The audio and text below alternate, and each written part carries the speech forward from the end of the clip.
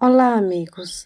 Eu te convido a tirar alguns minutos do seu precioso tempo para estudar comigo as preciosas palavras da Bíblia. Peço a Deus que nos dê sabedoria e discernimento para compreendermos a sua palavra. O juízo. É de manhã no parque da cidade. Garotos se divertem andando de bicicleta, quando um garoto solta a mão de sua mãe e corre para a ciclovia. Um rapaz caminha ali perto, percebe o perigo e se joga entre o garotinho e as bicicletas. O choque é inevitável. Muito machucado, o rapaz precisa ser atendido e levado ao hospital, enquanto a mãe tenta acalmar seu filho do susto. 20 anos depois, em um tribunal da cidade, um jovem está sendo julgado por diversos crimes. Ele não tira os olhos do juiz, a ponto de incomodá-lo. O juiz se levanta para dar a sentença quando o jovem o interrompe. Eu conheço você. Você foi o homem que há 20 anos salvou minha vida lá no parque. Será que pode me salvar agora? O juiz levanta-se, arregaça as mangas e diz: Rapaz, nunca esqueci daquele dia. Aqui estão as cicatrizes em minhas mãos. Naquele dia eu estava lá para salvar sua vida. Hoje, porém, estou aqui para dar uma sentença justa. Essa narrativa, de autoria desconhecida, exemplifica muito bem o que vai acontecer com os seres humanos no tempo do fim. Segundo a Bíblia, todos nós teremos que passar pelo juízo de Deus. Mas você pode perguntar: que julgamento é esse? O que isso muda na minha vida?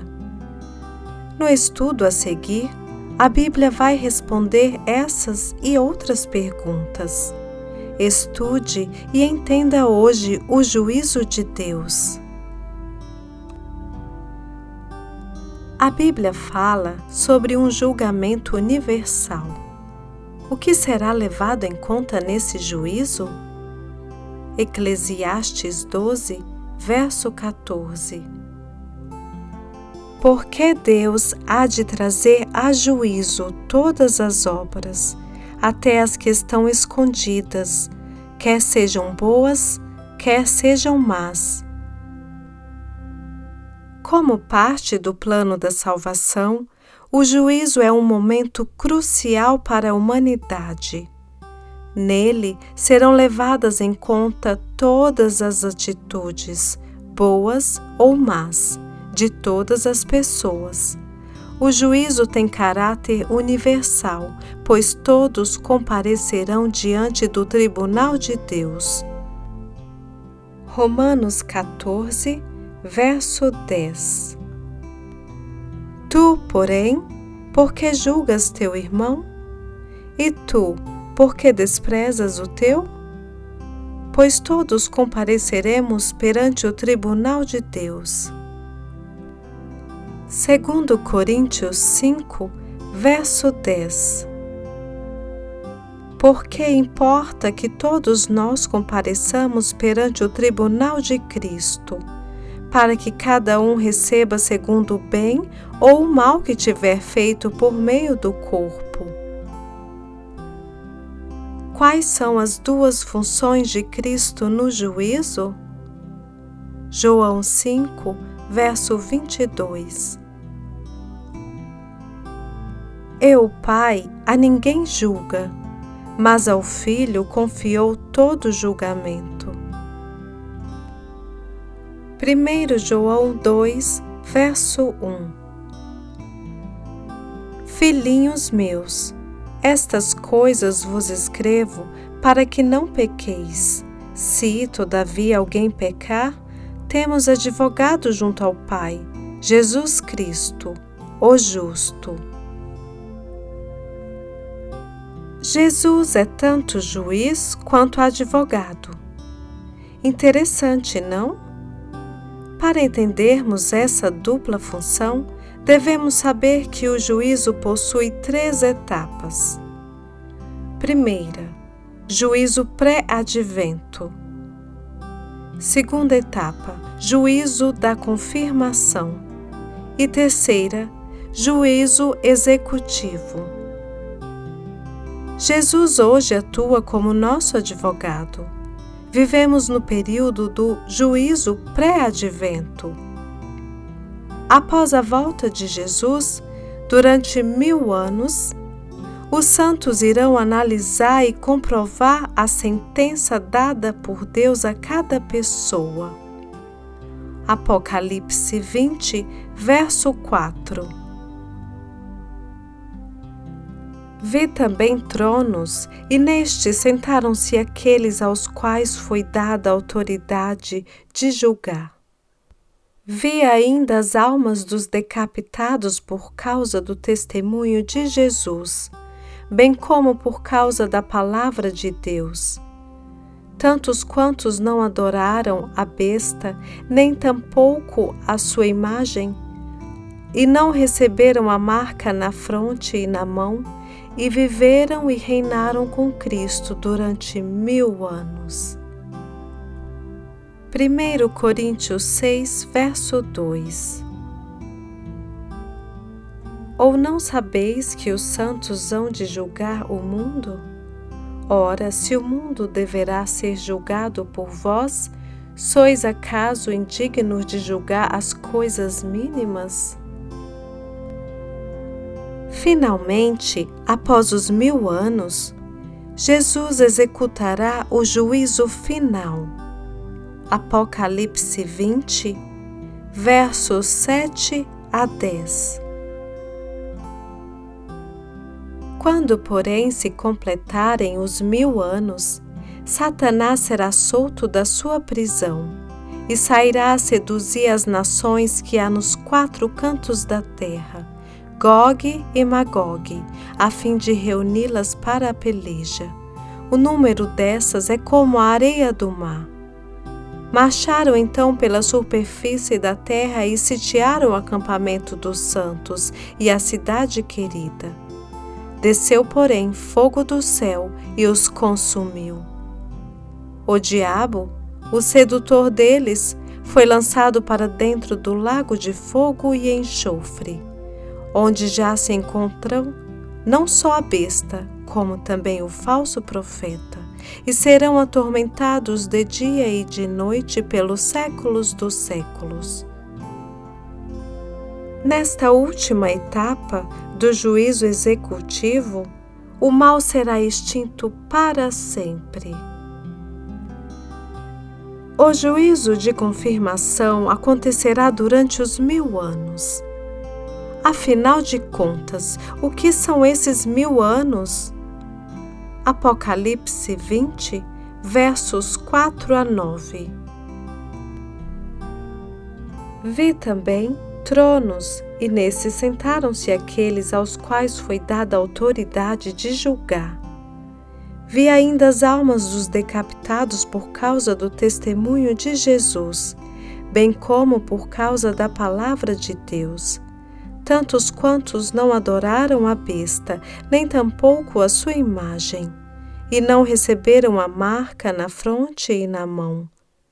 E viveram e reinaram com Cristo durante 1000 anos.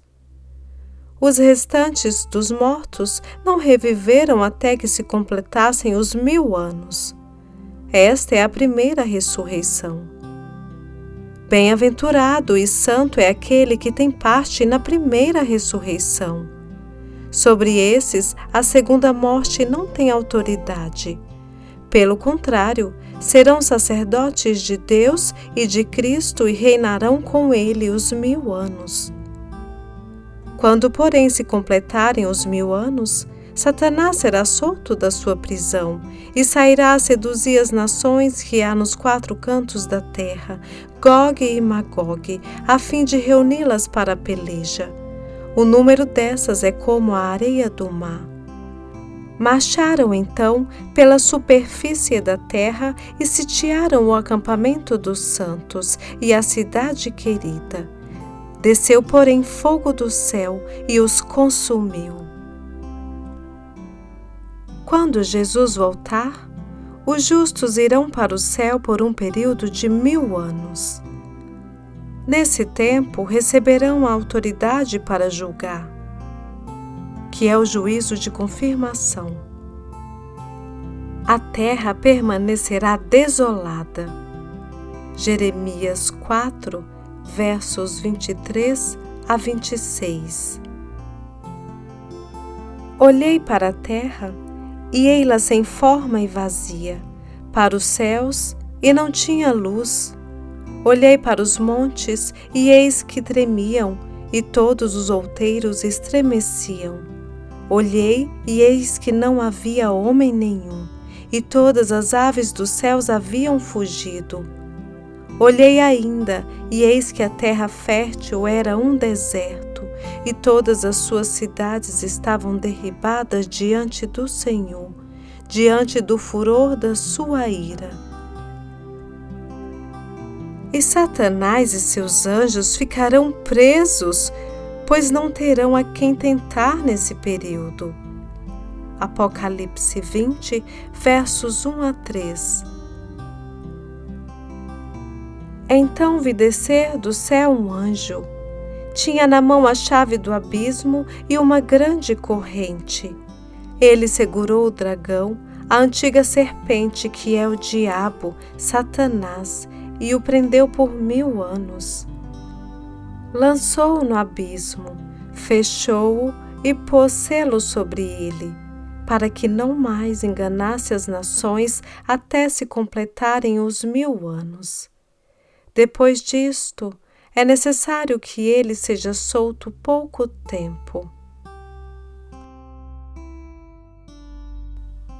Após esse tempo, Satanás será solto e irá tentar a multidão formada por ímpios ressuscitados após os 1000 anos, com a intenção de destruir a cidade santa, a Nova Jerusalém. Apocalipse 21, verso 2. Vi também a cidade santa, a Nova Jerusalém que descia do céu da parte de Deus, ataviada como noiva adornada para o seu esposo. Apocalipse 20, versos 7 a 9. Quando, porém, se completarem os 1000 anos, Satanás será solto da sua prisão e sairá a seduzir as nações que há nos 4 cantos da terra, Gog e Magog, a fim de reuni-las para a peleja. O número dessas é como a areia do mar. Marcharam então pela superfície da terra e sitiaram o acampamento dos santos e a cidade querida. Desceu, porém, fogo do céu e os consumiu. Nesse momento, acontecerá a destruição final do mal. Existe algum documento ou registro que faz parte desse juízo? Apocalipse 20, verso 12. Vi também os mortos, os grandes e os pequenos, postos em pé diante do trono. Então se abriram livros. Ainda outro livro, o livro da vida, foi aberto. E os mortos foram julgados, segundo as suas obras, conforme o que se achava escrito nos livros. A Bíblia afirma que existem livros nos quais são registrados nomes e ações das pessoas. Esses registros serão usados para o estudo de cada caso nesse julgamento. Qual será a norma ou código que Deus usará nesse juízo? Tiago 2, versos 10 a 12. Pois qualquer que guarda toda a lei, mas tropeça em um só ponto, se torna culpado de todos. Porquanto aquele que disse: não adulterarás, também ordenou: não matarás. Ora, se não adulteras, porém matas, vens a ser transgressor da lei. Falai de tal maneira e de tal maneira procedei, como aqueles que hão de ser julgados pela lei da liberdade. A atitude de cada um em relação aos ensinos bíblicos, bem como a guarda dos 10 mandamentos, é o critério pelo qual seremos julgados. Eclesiastes 12, versos 13 e 14.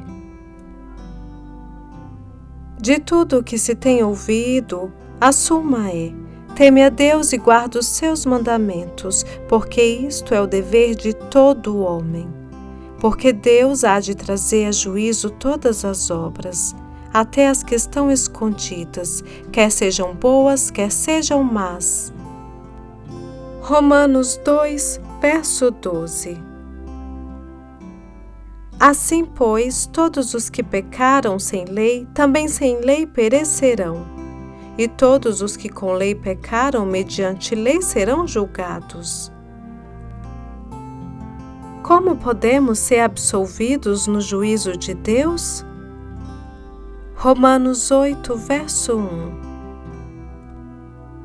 Agora, pois, já nenhuma condenação há para os que estão em Cristo Jesus.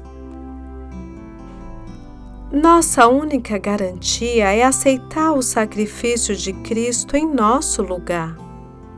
Quando fazemos isso, nossa vida é transformada pela ação do Espírito Santo. Filipenses 2, verso 13. Porque Deus é quem efetua em vós tanto o querer como o realizar, segundo a sua boa vontade. Jesus toma o nosso lugar no tribunal divino e assume nossa culpa. Deus nos absolve pelo que Cristo fez na cruz do Calvário. Romanos 5, versos 6 a 9. Porque Cristo, quando nós ainda éramos fracos, morreu a seu tempo pelos ímpios. Dificilmente alguém morreria por um justo, pois poderá ser que pelo bom alguém se anime a morrer. Mas Deus prova o seu próprio amor para conosco pelo fato de ter Cristo morrido por nós, sendo nós ainda pecadores. Isso é graça, isso é justificação. Nossa vida é colocada em harmonia com a vontade divina. Romanos 6, verso 22. Agora, porém, libertados do pecado, transformados em servo de Deus, tendes o vosso fruto para a santificação e, por fim, a vida eterna. Ao coração. O que você sente quando pensa no juízo?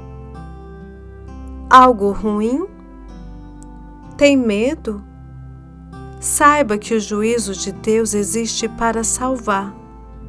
Mas para que isso seja uma realidade, você precisa aceitar Cristo como seu Salvador e Senhor. Ele é o advogado que nunca perdeu uma causa e está pronto a interceder por você nesse julgamento. Na verdade, ele já pagou a sua pena. Você só precisa confiar e aceitar sua intercessão. Por que você não pede a Deus nesse momento que interceda por você no tribunal dos céus?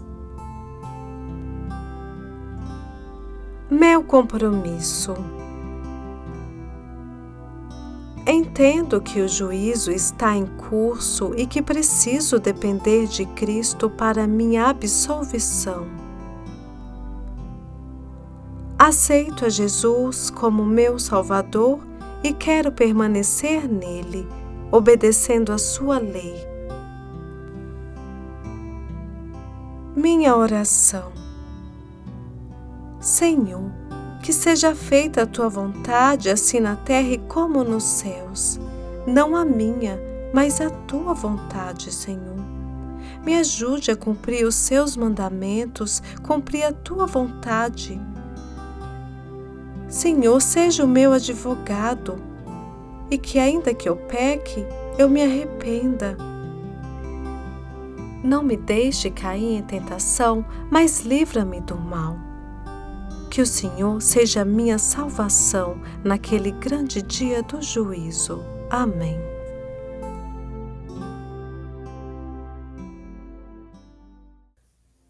Finalmente, irmãos, tudo que é verdadeiro, tudo que é respeitável, tudo que é justo, tudo que é puro, tudo que é amável, tudo que é de boa fama, se alguma virtude há e se algum louvor existe, seja isso que ocupe o vosso pensamento. O que também aprendestes e recebestes e ouvistes e vistes em mim, isso praticai, e o Deus da paz será convosco. Filipenses 4, versos 8 e 9.